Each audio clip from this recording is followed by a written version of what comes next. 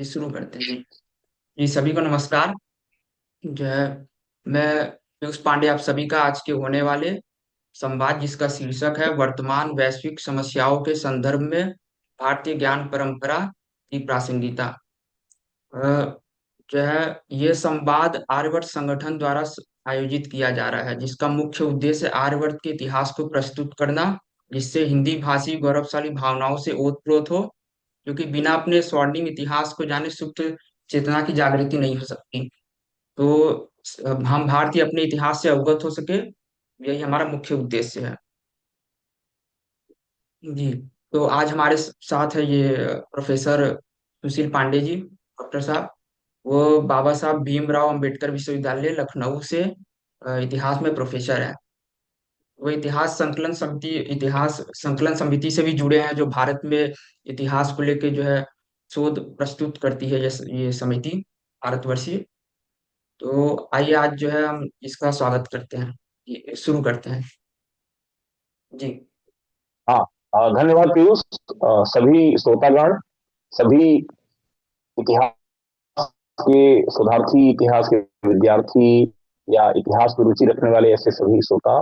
चूंकि आज पीयूष ने विषय ऐसा रखा कि जो भारतीय ज्ञान परंपरा है, इस पर तो लगातार व्याख्यान होता रहे तब भी उसकी प्रासंगिकता, उसकी जो विषय वस्तु है, उस पर उतना गहन अध्ययन नहीं हो सकता, क्योंकि बहुत ही विशाल और बहुत ही विराट ऐसा विषय है। तो इस वजह से आज बड़ा संक्षिप्त विषय है और फिर मैं कभी आप लोगों से फिर से संवाद करूंगा और इस विषय पर हम लोग और भी इसके कई पहलुओं पर चर्चा करेंगे। लेकिन आज का जो विषय इन्होंने रखा कि आज भारतीय ज्ञान परंपरा की अंतर्राष्ट्रीय जितनी भी समस्याएं हैं, उसके संदर्भ में क्या प्रासंगिकता है, तो मैं बहुत संक्षेप में ही अभी इसको आज आपसे संवाद करूंगा और फिर कभी समय मिलेगा तो इसके अलग अलग और पहलुओं पर विस्तार से हम लोग चर्चा करेंगे। आज देखिए, जब हम बात करते हैं भारतीय समाज की, आज भारतीय समाज में दो नई प्रवृत्तियां देखी जा रही हैं। जो आजादी का अमृत काल है, उसमें दो नई प्रवृत्तियां हैं। पहली प्रवृत्ति है कि आज भारतीय समाज अपनी औपनिवेशिक विरासत को पीछे छोड़ करके अपने स्वयं के जो मूल्य हैं, हमारी जो परंपराएं हैं और हमारा जो एक स्वर्णिम अतीत रहा है, हमारी जो ऐतिहासिक विरासत रही है, उसकी तरफ हम वापस जा रहे हैं। और यह आज आपको राजनीतिक व्यवस्था में, हमारी आर्थिक व्यवस्था में, सामाजिक और धार्मिक व्यवस्था में स्पष्ट रूप से दिख रहा है कि किस प्रकार से आज हमारे मस्तिष्क का जो लंबे समय से मैकाले की शिक्षा पद्धति 2 फरवरी 1835 को जो मैकाले मिनट्स डिक्लेयर हुआ, और उसके बाद किस तरह से हमारे माइंड को कॉलोनाइज कर दिया गया था, हमारे सोचने समझने की क्षमता को सीमित कर दिया गया था और भारतीय ज्ञान विज्ञान को दोयम दर्जे का बता करके भारत में अंग्रेजी शिक्षा पद्धति लागू की गई। तो आज भारतीय समाज अपने उन नकारात्मक जो विमर्श था, जो औपनिवेशिक मानसिकता थी, उसको पीछे छोड़ करके कैसे एक स्वर्णिम भारत का निर्माण करने के लिए लगातार आगे बढ़ रहा है। इतिहास बोध इसलिए आवश्यक है कि उसके बिना हमारे राष्ट्र का आत्मविश्वास नहीं बढ़ेगा, और जब तक हमारा आत्मविश्वास नहीं वापस आएगा तब तक हम एक ऐसे स्वर्णिम भारत का निर्माण नहीं कर सकते। तो कैसे आज हम औपनिवेशिक विरासत को पीछे छोड़ करके आगे बढ़ रहे हैं। और जो दूसरी प्रवृत्ति दिख रही है, इस समय आप देख रहे हैं कि महाकुंभ चल रहा है और श्रद्धालुओं की इतनी भीड़ है कि उसको संभालना सरकार के लिए बहुत मुश्किल हो रहा है, क्योंकि हमारे पास सीमित संसाधन है और बहुत बेहतर व्यवस्था होने के बाद भी किस तरह से अव्यवस्थाएं कई बार देखने में सामने आती हैं। तो अभी तक का जो अनुमान है कि 50 करोड़ से ज्यादा श्रद्धालु अभी कुंभ में स्नान कर चुके हैं। लेकिन उससे बड़ी बात है कि आज भारतीय समाज में सामाजिक और सांस्कृतिक धार्मिक पुनर्जागरण का दौर शुरू हो गया है। एक इतिहासकार के कारण मैं इसको पहचान सकता हूं कि आज भारतीय समाज कैसे अपने सामाजिक मूल्यों, अपने धार्मिक मूल्यों, अपनी परंपराओं की ओर पुनः वापस लौट रहा है। आज मेरे प्रिय मित्र अमीश त्रिपाठी जी, जिनका लखनऊ में आज साहित्य आज तक में कार्यक्रम था, तो उनका आना हुआ, तो काफी देर तक उनसे इस विषय पर चर्चा हुई और देखिए कैसे उन्होंने भारतीय परिप्रेक्ष्य में और अंतरराष्ट्रीय बाजार को, अंतरराष्ट्रीय मानसिकता को ध्यान में रख करके लेखन किया। और शिवा ट्रायलजी, उनकी जो सबसे पहली सीरीज आई बहुत पॉपुलर हुई, उसके बाद कई और बड़े महत्वपूर्ण विषयों पर उन्होंने लेखन किया। कैसे उन्होंने भारतीय ज्ञान परंपरा और हमारी धार्मिक सामाजिक संस्कृति को लोगों तक, अंतरराष्ट्रीय स्तर तक पहुंचाया। हम बाबा रामदेव को देखें तो कैसे उन्होंने योगा को अंतरराष्ट्रीय स्तर पर लोकप्रिय बनाया और आज अंतरराष्ट्रीय योग दिवस मनाया जाने लगा। ये कुछ बहुत संक्षेप में उदाहरण है कि आज कैसे भारतीय समाज अपनी जड़ों को फिर से वापस जाना है। चाहे हमारे धार्मिक स्थलों का जो पुनर्निर्माण हो रहा है, और आप चाहे पूरे सावन के महीने में कांवड़ियों की संख्या देखें, महाकुंभ में लोगों को देखें, जिस प्रकार से फिर से एक अपने अतीत को वापसी का आग्रह है हमारे भारतीय समाज। माधवी मधुकर झा, जो संस्कृत स्तोत्रम की प्रसिद्ध गायिका हैं, उनके स्तोत्रम केवल भारत नहीं बल्कि संस्कृत में गाए गए उनके स्तोत्रम विदेश में बड़े पैमाने पर लोकप्रिय हो रहे हैं। पूरे कोरोना के समय जो उनका एक बड़ा महत्वपूर्ण रोगनाशक मंत्र था, उसको गूगल ने बताया कि भारत से तो लोगों ने उसको सुना ही सुना, लेकिन यूरोप में बड़े पैमाने पर सुना गया।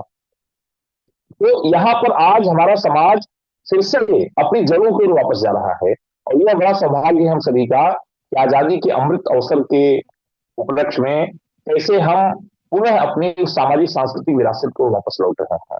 तो ऐसी परिस्थितियों में अभी हाल ही में जो अंतर्राष्ट्रीय स्तर पर घटनाएं हुई हैं, खासतौर पर हाल ही में हमारे प्रधानमंत्री जी की संयुक्त राष्ट्र अमेरिका की यात्रा, उसके पहले भारत का जिस प्रकार से अंतर्राष्ट्रीय प्रभाव बढ़ा है अंतर्राष्ट्रीय मुद्दों पर, और जिस प्रकार से भारत ने G20 की अध्यक्षता किया, उसके बाद जिस प्रकार की परिस्थितियां आई, कई अंतर्राष्ट्रीय संकट जैसे रूस यूक्रेन युद्ध का संकट रहा, उस पर दोनों पक्षों ने भारत से अपेक्षा किया कि भारत के सक्रिय हस्तक्षेप से ही यहां युद्ध की समाप्ति हो सकती है। और इजराइल अरब का जो विवाद चल रहा है, उसमें ईरान के विदेश मंत्री ने अपेक्षा किया कि भारत अगर एक इसमें सार्थक हस्तक्षेप करेगा तभी समस्या का पूर्णतः समाधान हो सकता है।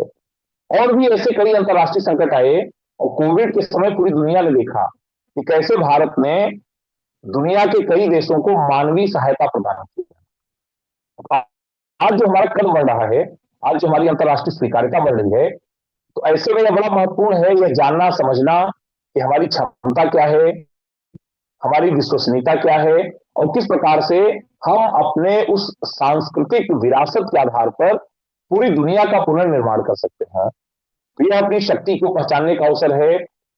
जैसा कहा गया कि कस्तूरी कुंडल वैसे मृग ढूंढे बनवान, वह कस्तूरी हमारे ही कुंडल में है, लेकिन हम अज्ञानी होने के कारण उस ज्ञान विज्ञान को पश्चिम के ज्ञान विज्ञान में ढूंढते हैं। तो यह जो समस्या आई केवल इसी कारण आई कि हम अपने उस ज्ञान विज्ञान को वास्तव में पहचान नहीं पाए। तो आज अगर हम इस संदर्भ में देखें तो चूंकि विषय बहुत विस्तृत है और हमें बहुत संक्षेप में ही सारे विषयों को आज कवर करना है, तो पहली महत्वपूर्ण बात है कि आज जो अंतर्राष्ट्रीय समस्याएं हैं, उसमें पहली जो अंतर्राष्ट्रीय समस्या है आज the problem of nation making, आज राष्ट्र निर्माण की समस्या है। चाहे अरब इजराइल विवाद हो, चाहे रूस और यूक्रेन की समस्या हो, या अलग अलग देशों में जिस प्रकार से सामाजिक सांस्कृतिक संघर्ष है, जिस प्रकार से राष्ट्र निर्माण की समस्याएं हैं।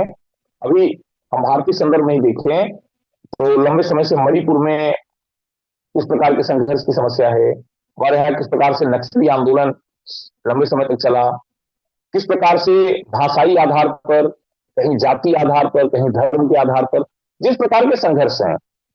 तो आज अंतर्राष्ट्रीय स्तर पर अगर कोई सबसे बड़ी समस्या है जिसके कारण युद्ध, अशांति और अन्य समस्याएं जन्म लेती हैं, तो वह समस्या है राष्ट्र निर्माण की समस्या। अभी हमारे प्रधानमंत्री जी ने भी इस पर अमेरिकी राष्ट्रपति से काफी विचार विमर्श किया है। अभी हाल ही में आप सभी लोगों ने बांग्लादेश का संकट देखा। तो दुनिया के अलग अलग देशों में इस प्रकार की जो समस्याएं हैं, निश्चित रूप से इसका समाधान केवल भारतीय ज्ञान परंपरा में। किस प्रकार से हमारी ज्ञान परंपरा, खासतौर पर अगर हम ऋग्वेद देखें तो ऋग्वेद में कहा गया है कि एकम सत्य विप्राह बहुधा वदंती। एक ही सत्य कई प्रकार का हो सकता है और कई अलग अलग लोग उसको अलग अलग प्रकार से प्रस्तुत करते हैं। इसका अर्थ है कि जब तक आप सभी विचारों को सामान्य स्वीकृति नहीं देते, अन्य विचारों को स्वीकार नहीं करते हैं, तब तक संघर्ष की स्थिति बनी रहती है। और संघर्ष को समाप्त करने का सबसे बेहतर तरीका है भारत जैसे देश से सीखना। एक ऐसी बहुलवादी संस्कृति जहां कई अलग अलग धर्म, भाषा, संस्कृति, क्षेत्र के लोग हैं, लेकिन ऐसे विरोधाभासी धार्मिक विचार हैं, सामाजिक विचार हैं, अलग अलग समूहों के अलग अलग हित हैं। उसके बाद भी हमने आजादी के 75 वर्षों में किस प्रकार से राष्ट्र निर्माण किया है, ऐसी सभी समस्याओं से ऊपर उठकर हमारे यहाँ किस प्रकार की लोकतांत्रिक संस्कृति ने, जिसकी जड़ें हमारे वैदिक काल में हैं, जहां ऋग्वेद में 3 प्रकार की ऐसी राजनीतिक संस्थाओं की बात की जाती है और वे राजनीतिक संस्थाएं किस प्रकार से समाज के प्रत्येक वर्ग का प्रतिनिधित्व करती है। पहली महत्वपूर्ण राजनीतिक संस्था उस समय सभा, समिति और विधत, किस प्रकार से सभी निर्णय लोकतांत्रिक आधार पर लेते थे और उसी के आधार पर कोई भी ऐसा महत्वपूर्ण निर्णय समाज स्वीकार करता था। तो जब तक हम ऐसी बहुलवादी संस्कृति को, ऐसी विचारधारा को स्वीकार नहीं करेंगे, तब तक किसी भी प्रकार से संघर्ष को नहीं रोका जा सकता। बड़ा महत्वपूर्ण विषय है कि भारतीय समाज की अवधारणा कि सर्वे भवन्तु सुखिनः, सर्वे सन्तु निरामयाः, हम संपूर्ण विश्व के कल्याण की कामना करते हैं। इतना बृहद दृष्टिकोण तभी हो सकता है जब पूरी दुनिया भारतीय ज्ञान पद्धति को, भारतीय ज्ञान प्रणाली को स्वीकार करेगी। नहीं तो छोटे छोटे विषयों पर संघर्ष बना रहता है और अशांति जन्म लेती है। लेकिन भारतीय ज्ञान परंपरा इतनी बृहद है जो सभी विचारों को स्वीकार करती है।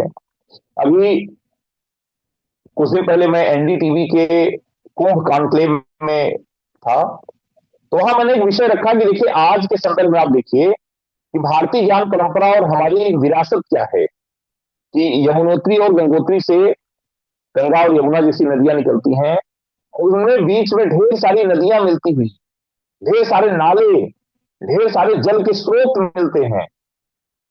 लेकिन जब वह प्रयागराज की धरती पर आती है, जहां पर ऐसी 2 बड़ी नदियों का मिलन होता है, अदृश्य सरस्वती उसमें मिलती हैं, तो सब इतनी पवित्र हो जाती हैं कि वहां स्नान मात्र से आपके सभी रोग, दोष और सभी प्रकार के पाप समाप्त हो जाते हैं। एक ऐसी आध्यात्मिक और एक ऐसी भौतिक आपको ऊर्जा मिलती है जो आपके जीवन को बेहतर बना देती है, आपको ऐसी अनुभूति देती है जिसके आधार पर आप अपने जीवन को बेहतर बना सकते हैं। तो इसका अर्थ यह है कि किसी भी लोकतांत्रिक संस्कृति में जब तक अलग अलग विचारधाराओं का मिलन नहीं होगा, एक ऐसी संस्कृति नहीं होगी जो सर्वसमावेशी होगी, इंक्लूसिव होगी और सभी को साथ लेकर के आगे चलने में विश्वास करेगी। तो ऋग्वेद में कितनी महत्वपूर्ण बात कही गई कि एकम सत्य विप्राह बहुधा वदन्ति। यह आवश्यक नहीं है कि जो मैं सच बोल रहा हूं वही अंतिम सत्य है। किसी भी सत्य को अलग अलग तरीके से देखा और समझा जा सकता है। आज अगर अंतर्राष्ट्रीय समस्याओं का समाधान है तो भारतीय ज्ञान परंपरा में है। देखिए हमारी जो धार्मिक परंपराएं हैं, प्रभु श्री राम बार बार समुद्र से निवेदन करते हैं, लेकिन समुद्र जब नहीं माना, कई बार निवेदन करने के बाद भी, तब फिर अंत में संघर्ष की स्थिति आई, शस्त्र के प्रयोग की स्थिति आई और वहां प्रभु श्री राम कहते हैं कि विनय न मानत जलद जड़ गए 3 दिन बीत, बोले राम सकोप तब भय दिन हो न प्रीत। अर्थात शस्त्रों का जो प्रयोग है वह हमेशा अंतिम विकल्प होना चाहिए। पहले अनुनय विनय और परस्पर वार्ता के द्वारा, परस्पर अलग अलग विषयों को तार्किक रूप से प्रस्तुत करके हम समस्या का समाधान निकाल सकते हैं। तो कैसे भारतीय ज्ञान परंपरा इतनी बृहद है कि जिसको अपनाने से आज जो बड़ा अंतर्राष्ट्रीय संकट है, आज जो अलग अलग देशों में या अंतरराष्ट्रीय संबंधों में राष्ट्र निर्माण की समस्या है, उसका किस प्रकार से समाधान हो सकता है। दूसरी अगर बड़ी महत्वपूर्ण आज की हम समस्या देखें, तो आज जो हमारी पर्यावरणीय समस्याएं हैं, आज जो इन्वायरमेंटल क्राइसिस है, आज चाहे ग्लोबल वार्मिंग हो, भूमंडलीय तापन हो, चाहे अलग अलग प्रकार की प्रजातियों का समाप्त हो जाना, जिस प्रकार से जैव विविधता का संकट आ रहा है, बायोडाइवर्सिटी खतरे में है, और जिस प्रकार से प्रदूषण बढ़ रहा है, जो मानव समाज के लिए नई नई प्रकार की बीमारियां और संकट लेकर सामने आ रहा है। आज यह अंतर्राष्ट्रीय स्तर पर बड़ी महत्वपूर्ण और बहुत गंभीर चर्चा का विषय। आज मानव समाज चतुर्थ औद्योगिक क्रांति से गुजर रहा है। पहली औद्योगिक क्रांति जो हुई, जिसकी शुरुआत इंग्लैंड से हुई 1750 के आसपास, वो अपने चरम स्थिति पर थी, जिसका आधार कोयला था। कोयले से जो ऊर्जा बनाई गई स्टीम के आधार पर, उसका प्रयोग करके क्रांति हुई, उसका आधार कोयला था। दूसरी जो क्रांति हुई उसके आधार बिजली थी, कैसे उपकरण बने, बड़ी बड़ी मशीनें बनी, और उनसे औद्योगिक क्रांति आई। तीसरी औद्योगिक क्रांति जो अभी वर्तमान में चल रही है, जिसका आधार इंफॉर्मेशन टेक्नोलॉजी है, सूचना प्रौद्योगिकी है, उसका प्रयोग करके किस प्रकार से समाज में बदलाव आया। और आज जो चौथी औद्योगिक क्रांति की बात हो रही है, जिसका आधार आर्टिफिशियल इंटेलिजेंस है, और यह कहा जा रहा है कि भारत जैसे देश इसका नेतृत्व करेंगे, क्योंकि चाहे सिलिकॉन वैली हो या जितनी ऐसी अंतरराष्ट्रीय महत्वपूर्ण संस्थाएं हैं, उनके जो सीईओ हैं, उनके जो महत्वपूर्ण विज्ञानी हैं, साइंटिस्ट हैं, वो सभी भारतीय हैं। यानी भारत में वह क्षमता है इस चतुर्थ औद्योगिक क्रांति का नेतृत्व कर सकता है। लेकिन इन चार औद्योगिक क्रांतियों ने किस प्रकार से तकनीकी को विस्तार तो दिया, लेकिन कैसे इसने हमारे पर्यावरण के लिए गंभीर संकट पैदा किया। आप सभी लोग इससे अवगत हैं कि वैश्विक स्तर पर किस प्रकार से ऐसे पर्यावरणीय संकट आए, और उसका परिणाम यह देखने में आ रहा है कि ऐसी ढेर सारी बीमारियां, और अब मानव के अस्तित्व पर भी संकट दिखाई देने लगा है। अब हम इसमें भारतीय ज्ञान परंपरा की बात करें, तो कैसे भारतीय ज्ञान परंपरा इसके समाधान की बात करता है। हमारे अथर्ववेद में उसकी बड़ी प्रसिद्ध जो पंक्तियां हैं कि माता भूमि पुत्रो अहम पृथ्व्या, ये पृथ्वी हमारी माता है और हम इसके पुत्र हैं। तो जहां पर माता का भाव है, तो हम अपने माता का कभी भी शोषण नहीं करते हैं। हम अपनी आवश्यकता अनुसार अपनी मां से उनकी अनुमति प्राप्त करके प्राप्त करते हैं। और आज भी आप भारतीय ज्ञान परंपरा देखिए कि हम अपने वृक्षों की पूजा करते हैं, पशु पक्षियों की पूजा करते हैं, हम अपने नदियों की पूजा करते हैं, अपने प्राकृतिक संसाधनों की पूजा करते हैं, और हमेशा उनके प्रति कृतज्ञता का भाव रखते हैं। तो यह जो भारतीय ज्ञान परंपरा है कि हम अपने प्राकृतिक संसाधनों का दोहन नहीं करेंगे, बल्कि हम उनका विवेकपूर्ण उपयोग करते हैं।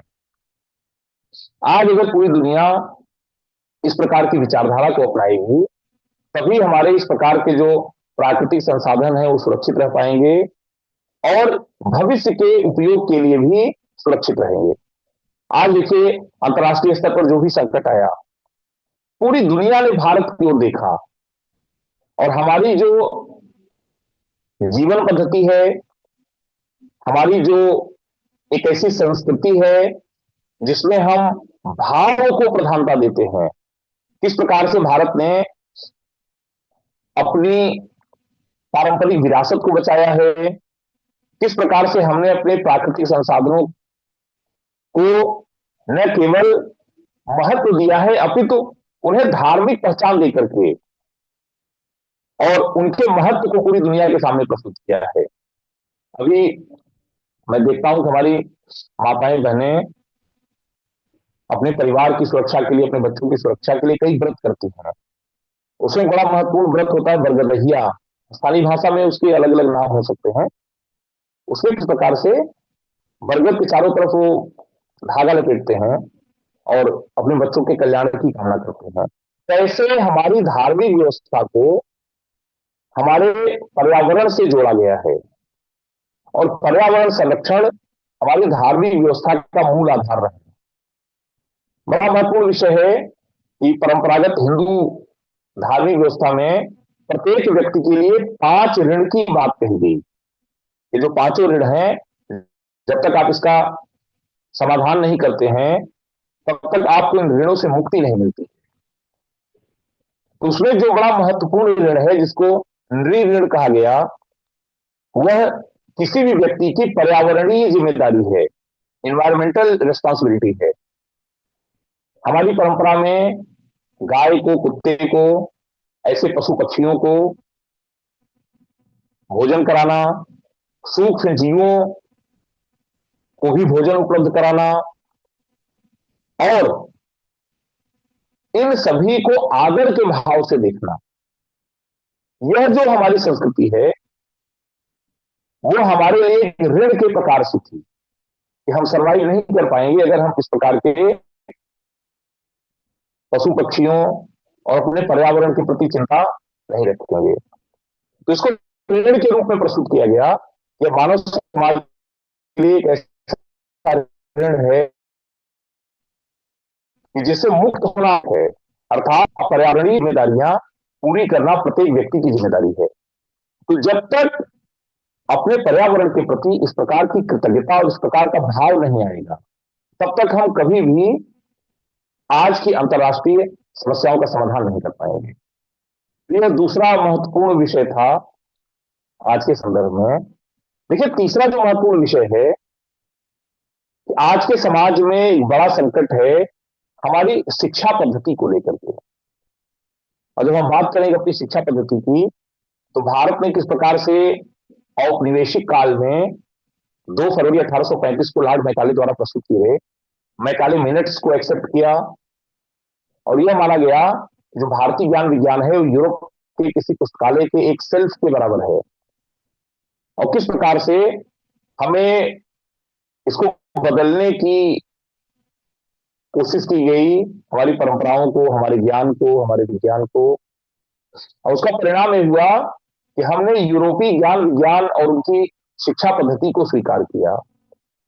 आज देखिए, अक्सर ये चिंता आती है कि हमारे यहाँ कोटा में बच्चे जाते हैं बहुत ही अल्प आयु में ही वहां पर मेडिकल की, इंजीनियरिंग की कोचिंग करने के लिए। अभी कुछ दिन पहले हाल ही में घटना आई कि जेई का रिजल्ट आया तो कई बच्चों ने आत्महत्या किया। आखिर यह कौन शिक्षा की पद्धति है जो आत्महत्या को, डिप्रेशन को या इस प्रकार की समस्याओं को जन्म दे रहा है? आखिर शिक्षा केवल ज्यादा से ज्यादा नंबर लाने, अच्छा परसेंटाइल लाने और अच्छा से अच्छा पैकेज लाने का एक माध्यम बन गई है। विशुद्ध व्यवसायिक दृष्टिकोण से शिक्षा का विकास हो रहा है, और यही कारण है कि हमारा विद्यार्थी अपनी मूल जड़ों से कट गया है, और इसी कारण से वह डिप्रेशन में आ रहा है। अगर हम पारंपरिक भारतीय शिक्षा प्रणाली देखें, तो हमारे जो शिक्षा के केंद्र होते थे वह सभी अरण्य, जंगल में होते थे, और जंगल में होने के कारण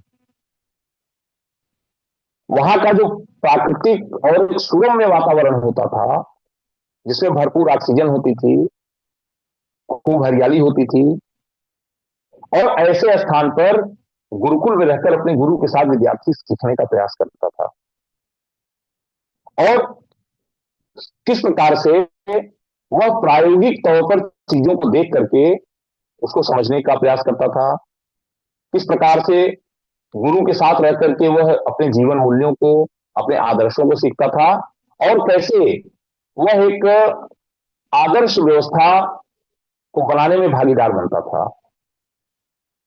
देखिए, आज हमारी जो प्रासंगिकता है हमारी भारतीय शिक्षा पद्धति की,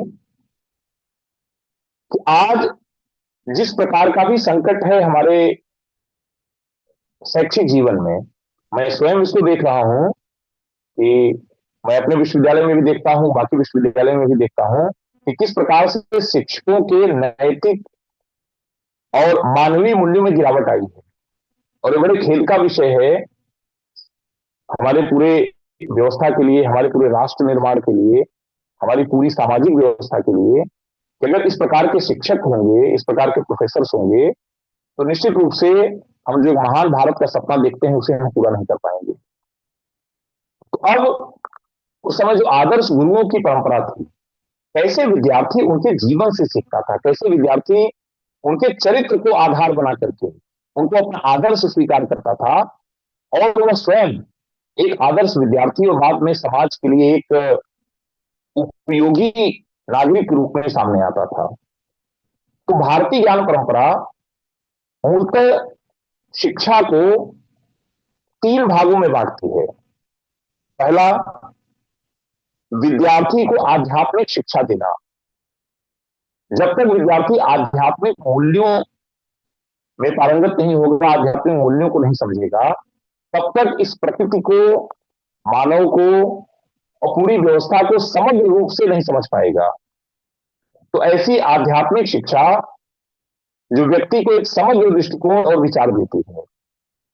दूसरा महत्वपूर्ण विषय था नैतिक और मानवीय शिक्षा, ऐसी एक मॉरल और इथिकल एजुकेशन जो व्यक्ति को अपने सामाजिक प्रति थी, और उसमें उत्पादक होना भी आवश्यक है। विद्यार्थी अपने ब्रह्मचर्य के बाद गृहस्थ में प्रवेश करता था, विवाह के बाद, तो कैसे वह जीविकोपार्जन करेगा और कैसे वह अपनी पारिवारिक जिम्मेदारियों को पूरा करेगा। तो बच्चों को ऐसी, विद्यार्थियों को ऐसी स्किल देना, उनको ऐसी व्यवसायिक शिक्षा देना, शिल्प की, विविध प्रकार के व्यापार की, विभिन्न प्रकार के उत्पादन की, जिससे वह अपने जीवन में अपनी भौतिक जो अपेक्षाएं हैं उसको संतुष्ट कर सके। तो भारतीय ज्ञान परंपरा जो हमारी शिक्षा प्रणाली थी, वह 3 ऐसे महत्वपूर्ण विषयों का आधार थी: आध्यात्मिक शिक्षा, नैतिक मानवीय शिक्षा और व्यक्ति को आर्थिक रूप से उत्पादक बनाना, माने भौतिक जीवन में भी उसे जिम्मेदार व्यक्ति के रूप में तैयार करना। लेकिन आज आध्यात्मिक मूल्य गायब हो गए, नैतिक और सामाजिक मूल्य गायब हो गए, मानवीय मूल्य गायब हो गए।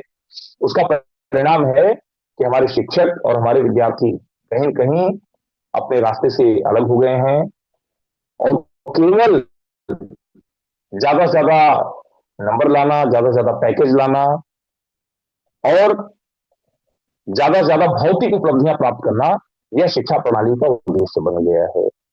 यही कारण है कि ये जो जहर है हमारे समाज में, इसी ने एक ऐसा संकट पैदा किया है जिसके कारण हमारा विद्यार्थी डिप्रेशन में आता है, आत्महत्या करता है।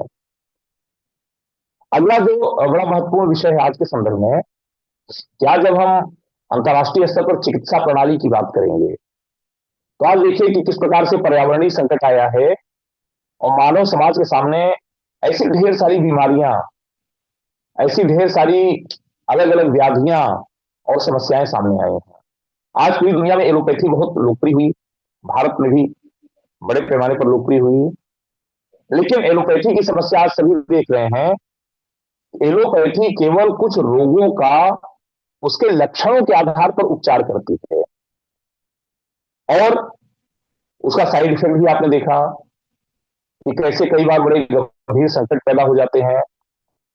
लेकिन जब हम भारतीय शिक्षा प्रणाली के साथ साथ हमारी जो उस समय की मेडिकल साइंस थी, हमारी जो आरोग्य की पद्धतियां थी, जिसमें मूलतः आयुर्वेद, जिसका वर्णन हमारे अथर्ववेद में है,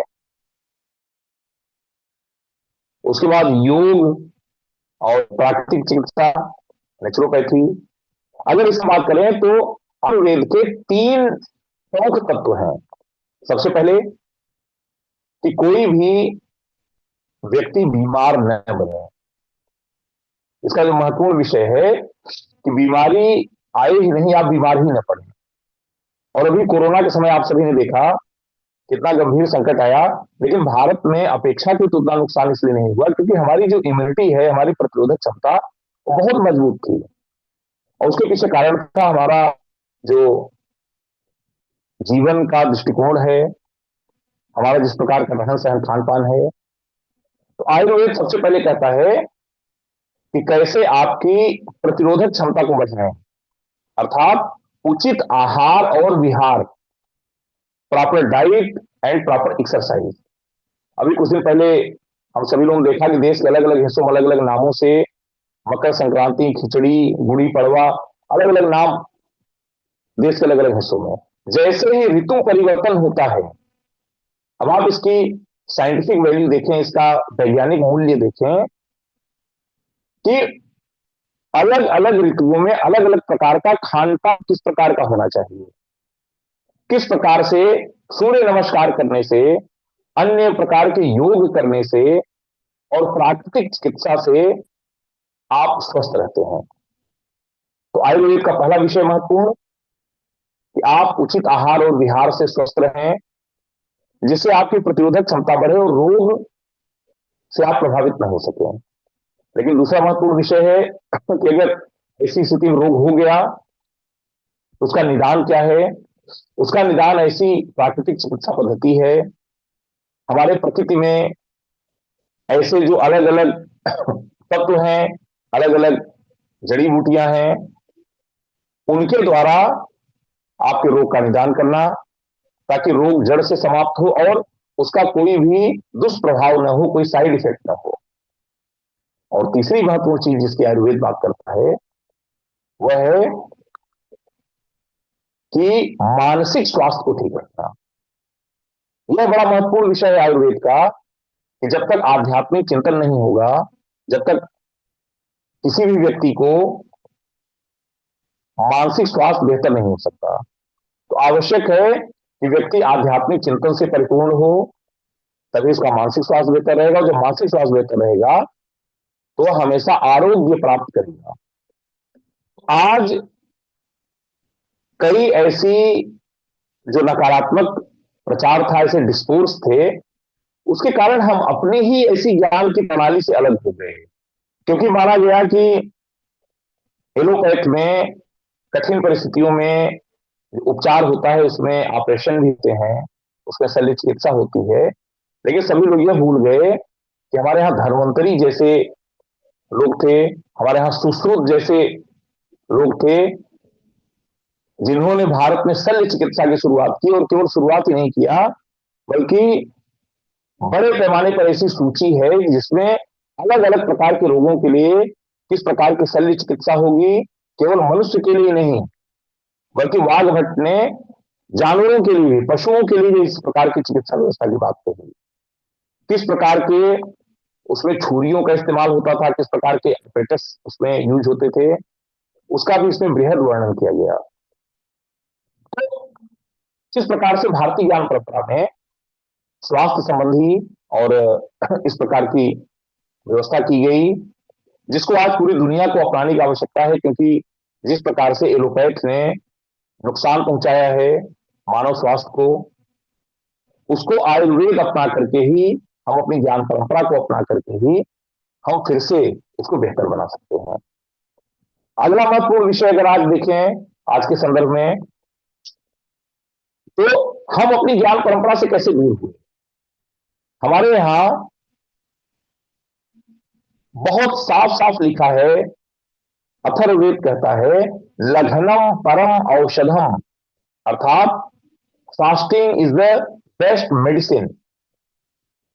अगर हम बहुत वैज्ञानिक पद्धति के आधार पर, सूर्य और चंद्र की अवस्था के आधार पर, अलग अलग दिन इसके लिए निर्धारित है, इसमें प्रदोष का व्रत है, अलग अलग दिन के व्रत हैं, अमावस्या पूर्णिमा के आधार पर कई व्रत हैं, हम ऐसे व्रत रखते हैं तो हमारी जो खराब सेल्स हैं उसको बॉडी खुद ही खा जाती है। और परिणाम ये होता है कि आज जो कैंसर जैसी बीमारियां हैं और अलग अलग बीमारियां हैं वो नहीं होने पाती हैं। लेकिन हम अपनी ज्ञान परंपरा को एक्सप्लोर नहीं कर पाए, हम उसको आगे नहीं बढ़ा पाए। उसका परिणाम हुआ कि एक जापानी वैज्ञानिक जिनको ऑटोफेगी पद्धति देने के कारण नोबेल पुरस्कार मिला, योशिनोरी ओसुमी साहब, जिन्होंने नोबेल पुरस्कार जीता और जिन्होंने यह सिद्ध किया कि शरीर भूखा रहने से स्वयं खराब कोशिकाओं को खा जाता है।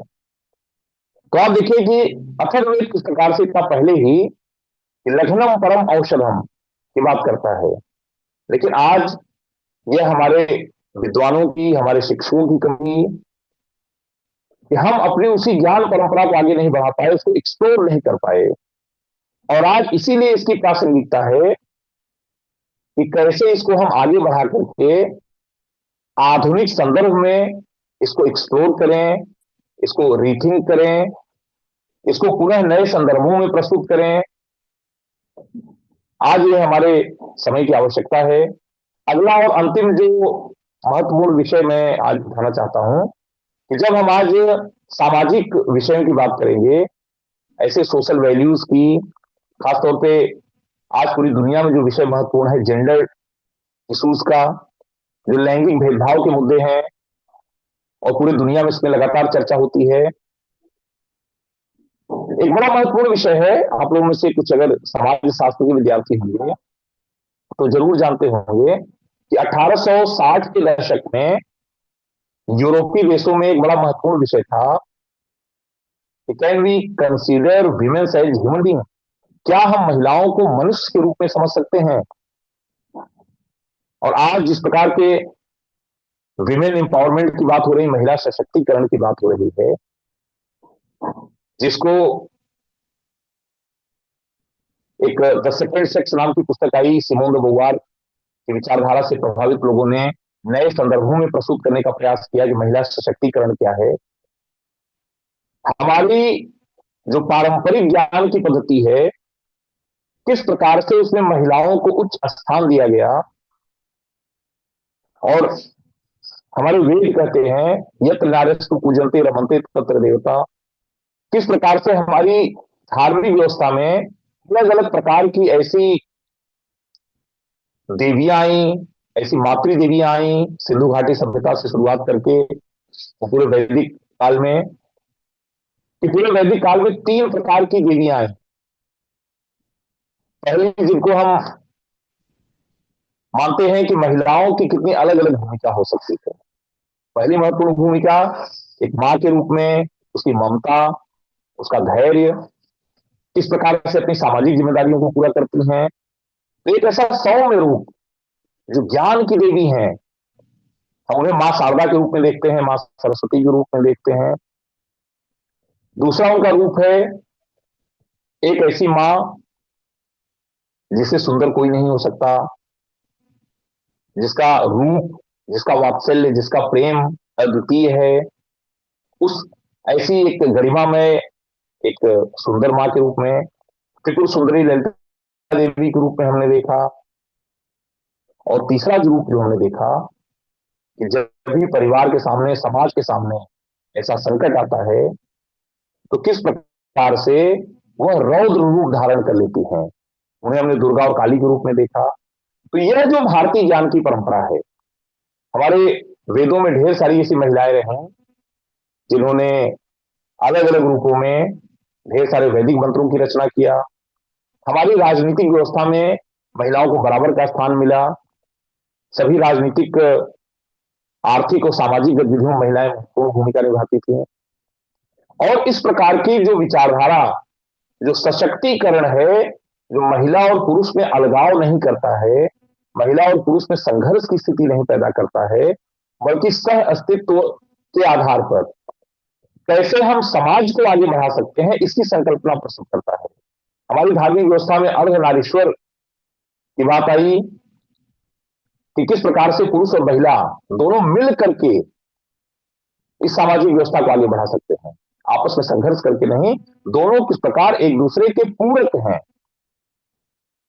आज के नारीवादी आंदोलनों ने किस प्रकार से समाज में ऐसा संकट पैदा किया है और उसका परिणाम देखिए समाज में किस प्रकार की विकृतियां सामने आ रही हैं। क्योंकि आज समय भी सीमित है और इतना महत्वपूर्ण विषय है जिस पर भी बहुत ही सामान्य बातें आज हम लोगों ने इस पे डिस्कस की हैं।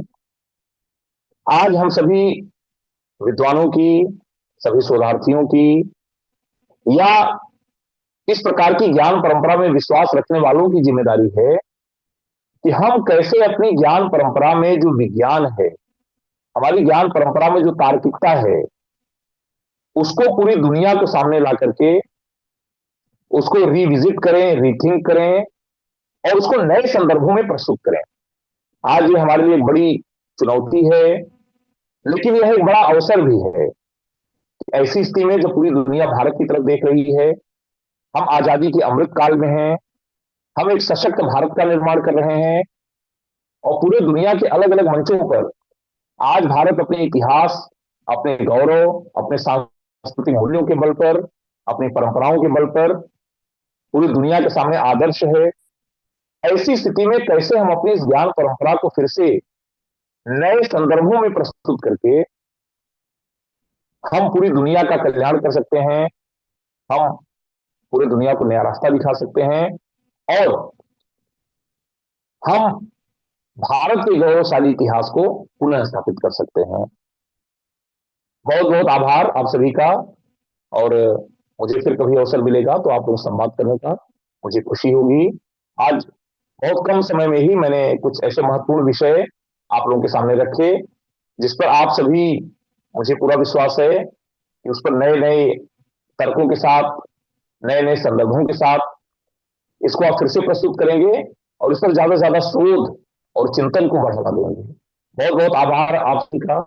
और यदि विद्वतजन कुछ इसके प्रश्न पूछना चाह रहे हो या कुछ ऐसा सुझाव देना चाह रहे हो तो आप सभी का स्वागत है।